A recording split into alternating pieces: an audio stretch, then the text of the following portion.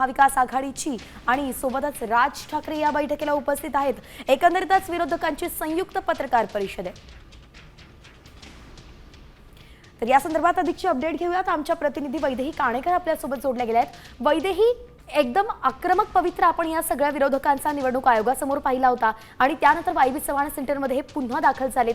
चर्चा सध्या सुरू आहे, नेमकं कशा पद्धतीने भूमिका पुढे येऊ शकते असं वाटतंय? नक्कीच आपण बघतोय की आधी पत्रकार परिषदेच्या आधी या ठिकाणी ही बैठक आयोजित केलेली आहे, ज्या ठिकाणी निवडणूक आयुक्तांच्या समोर गेलेले सगळेच हे नेते एकत्रित उपस्थित आहेत।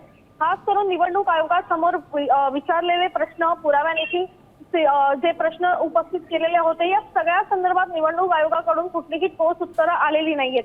मात्र आज पत्रकार परिषदेमध्ये नेमक्या कुठल्या गोष्टीला जे आहे ते हायलाइट करणं अपेक्षित आहे, या सगळ्या गोष्टी संदर्भात चर्चा आजच्या या बैठकीमध्ये सुरू असलेली बघायला मिळत आहे। सोबतच जे प्रश्न उपस्थित केलेले आहेत निवडणूक आयोगासमोर, त्या संदर्भात निवडणूक आयोगाची आता भूमिका कशी राहील आणि एकूणच ज्या पद्धतीनं संशयास्पद काही व्यक्तींची नावं त्या ठिकाणी घेण्यात आलेली आहेत, त्यावर नेमकं काय उत्तर द्यायचं, या सगळ्या संदर्भात आधी चर्चा या नेत्यांमध्ये होताना बघायला मिळते आणि त्यानंतरच पत्रकार परिषदेला हे सगळे नेते सामोरे जातील।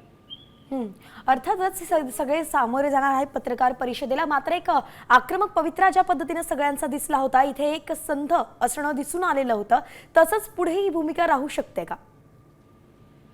नक्कीच आपण बघतोय की सगळ्यांचं एकमत याच गोष्टीवर होतं की निवडणूक आयोगाचा एकूणच असलेला कारभार आणि पारदर्शकता त्यात येण्यासाठी सगळे हे नेते एकत्रित झालेले बघायला मिळाले होते आणि एकूणच या संदर्भात 2 दिवस सलग जे आहेत त्या निवडणूक आयुक्तांसोबतच्या या बैठका झालेल्या आहेत।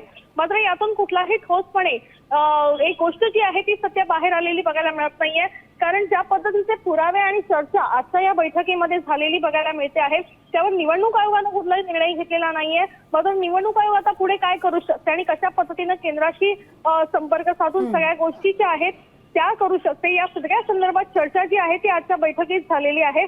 पण मीडिया समोर किंवा माध्यमांसमोर पुढे येताना कुठल्या गोष्टी साधारण महत्त्वाच्या मांडणं अपेक्षित आहेत आणि कुठल्या गोष्टी संदर्भात आपलं एकमत असणं गरजेचं आहे, या सगळ्या संदर्भात सध्या या बैठकीमध्ये चर्चा सुरू असलेली बघायला मिळते। कारण या मुद्द्याला अनुसरून जर हे विरोधक एकत्र आलेले आहेत तर कुठेही त्यांच्यामध्ये विसंगती झालेली ही दिसून येता कामा नये, यासाठीची ही खबरदारी म्हणू शकतो।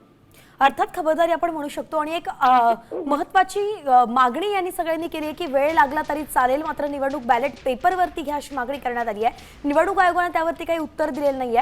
मात्र खरं किती अनुकूलता वाटतेय की बॅलेट पेपरवरती निवडणुका होऊ शकतात किंवा पुढे जाऊ शकतात, कारण की इकडे सुप्रीम कोर्टानं सुद्धा एक वेळेची मर्यादा आता निवडणुकांसाठी दिलेली आहे।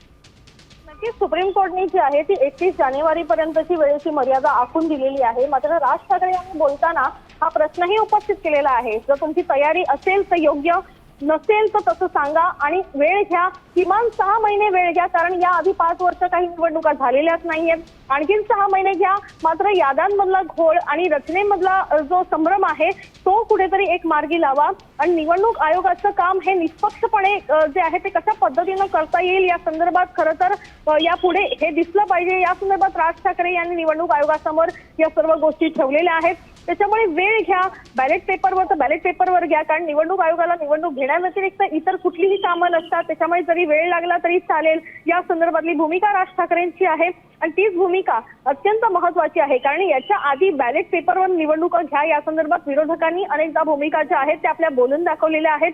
यानंतर विरोधकांवर सत्ताधाऱ्यांनी या बॅलेट पेपरच्या मुद्द्याला अनुसरून अनेकदा जी आहे ती टीका देखील केलेली बघायला मिळते आणि आता राज ठाकरे यांनी हा मुद्दा उचलून धरलाय। त्याच्यामुळे एकूणच आता पत्रकार परिषदेमध्ये हे मुद्दे कशा पद्धतीनं अधोरेखित होतील हे पाहणं महत्त्वाचं ठरेल। आता isakal.com आहे देशातील नंबर 1 ची मराठी न्यूज वेबसाईट। प्रत्येक अपडेटसाठी isakal.com ला नक्की भेट द्या।